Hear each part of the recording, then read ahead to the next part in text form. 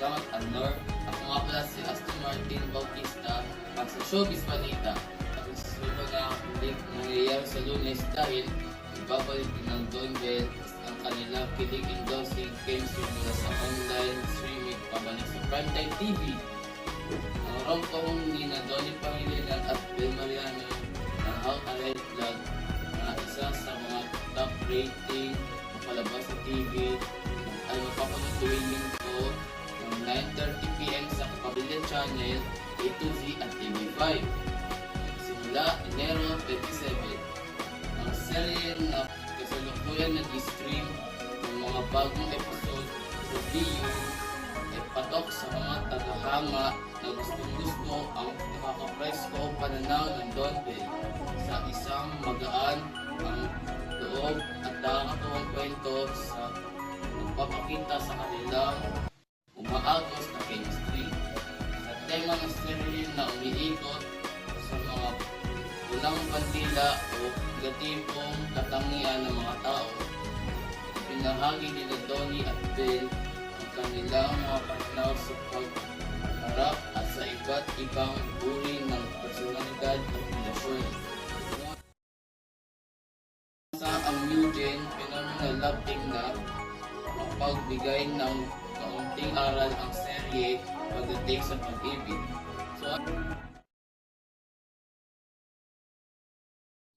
Buhay! Welcome sa Travel Thursday. Ako ang inyong tagapagbalita about sa Fun Destination. Ako nga po pala si Tiburner at excited kami na ipakita sa inyo ang mga pinakamagagandang destinasyon sa buong mundo. Mula sa mga breathtaking beaches hanggang sa mga vibrant citizens, i-explore na natin lahat, so buckle up at let's get started. Ngayon, patutunguhan natin ang magandang isla ng Bali, Indonesia. Kilala ang Bali sa mga stunning beaches, temples, at vibrant culture. Kaya't ito ang tropical paradise na mayroon ng lahat para sa bawat. Nandito ako sa Seminyak, isa sa mga pinakapopular na lugar sa Bali, at nakapaligid ako sa mga magagandang beaches, restaurant at shops. Ang energy dito ay electric at nakikita ko kung isa sa mga bagay na napapakilala sa Bali ay ang mga mayayamang kultura at kasaysayan nito. Ang isla ay tahanan ng maraming mga templo at shrine. Bawat isa ay may kanya-kanyang kwento at kahalagaan. Mula sa surfing at snorkeling hanggang sa yoga at wellness retreats, maraming mga aktibidad na naghihintay sa inyo sa Bali. At kapag lumubog ang araw, ang isla ay bumubuhay sa mga musika, sayaw at masarap na. At pagdating sa pagkain, ang Bali ay mayroong mga pagpipilian na hindi malilibutan. Ang Balinese cuisine, Indonesia, China at India, at talagang masarap. Yan ang ating episode ngayon sa Travel Thursday. Sana nag-enjoy kayo sa Bali at makakasama namin kayo sa susunod na episode sa ABS-CBN. Huwag kakalimutan na sumali at sundan kami sa social media para sa mga karagdagang travel, inspirasyon at tips. So ano na nangyayari dyan, Badyang? Magandang araw po sa inyo lahat. Ako po si Gian Luli Y. Badyang at ako po ay mag-uulat tungkol sa paaralan. Paaralan ay isang lugar kung saan tinuturuan ng mga mag-aaral ng mga pangunahing kaalaman sa buhay, gayon din kung paano umunlad at mabuhay sa buhay. Itinatanim nito sa atin ang mga pagpapahalaga at prinsipyo na nagsilbing pundasyon para sa pag-unlad ng isang bata.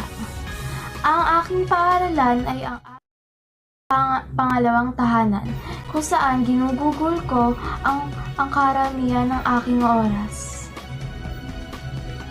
Ang paaralan ay nagbibigay ng pagkakataon sa mga bata na makakuha ng kaalaman sa iba't ibang larangan ng edukasyon, katulad ng tao, panitikan, matematika, publika at iba pang maraming asignatura. At doon po natatapos ang aking pakikiulat. Ang susunod na mag-uulat sa inyo ay si Gabriel Nico Belmis. Muli, salamat po sa pakikinood at pakikinig.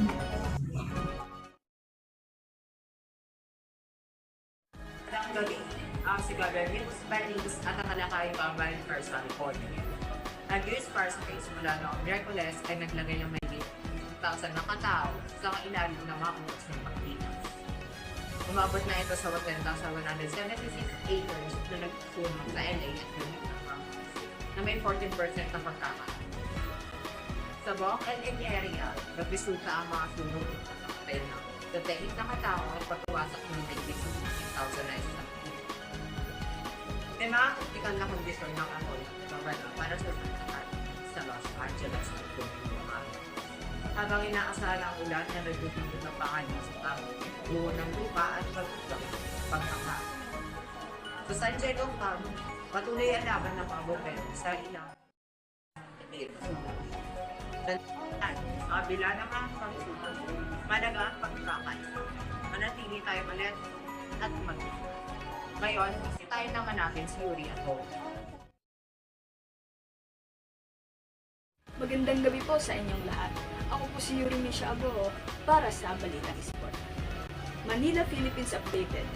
Nastretch ang Akari captain na si Michelle Cobb sa labas ng court matapos ang malamang na pinsala sa leeg sa kanilang laban sa Sims X-Led sa 2024-2025 Premier Volleyball League o PVL All-Filipino Conference noong Huwebes sa PhilSports Arena sa Pasig City. Nangyari ang insidente sa 5 hanggang 3 marka ng set nang gumulong si Cobb na sinusubukang iligtas ang bola na nasaktan ng kanyang leeg sa proseso. Ang isang neck brace ay mabilis na inilagay sa kanya ng medic team habang siya ay binuhat palabas ng Taraplex. Agad na sinuri si Cobb sa dugout at dinala sa Cardinal Santos Medical Center sa San Juan City para sa obserbasyon. Pinatibay ito ni Coach Takaminowa sa post-game press conference na ibinahagi na may nararamdaman si Cobb. Sa kabutihang palad, lumabas ang Chargers sa panalo laban sa kanilang kapatid na kuponan sa isang 4-set marathon. Sa isang ulat ng producer ng sports na si Sam Corrales sa Panel TV, sa panahon ng laro, sinabi niya na si Cobb ay tumutugon at hindi nakakaramdam ng anumang sakit sa leeg. Si Cobb din ay hindi nakakaramdam ng pagkahilo, ngunit ang kanyang noo ay manhid na mahawakan niya ang kanyang kamay. Dagdag ni Corrales. Muli, ako po si Yuri Misha Aboho para sa Balitang Sports. Ang sunod na mag-uulat ay si Alnor Enton. Magandang umaga mga Mascardans. Ako nga pala si Alnor Nonak, na inyong magiging reporter para sa pag-araw-araw na balita. Ito ang ilan sa mga mga pambansa at international na balita ang unang official na kaharian mula sa mga otoridad tungkol sa mga pangyayaring nagaganap sa bansa. Mga lokal na balita.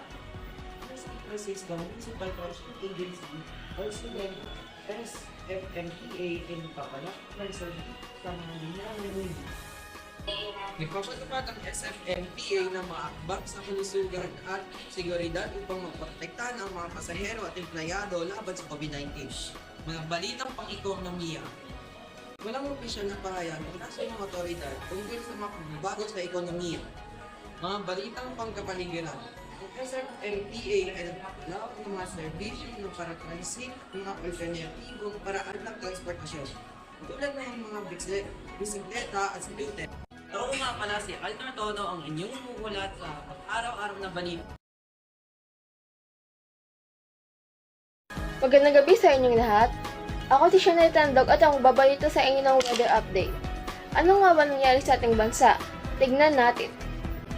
Asalang may nabagulan sa Metro Manila, particular sa umaga habang ito ay nagpapatuloy na nakaka-apekto ang northeast monsoon sa Hilaga at Kitang Luzon sa Lunes.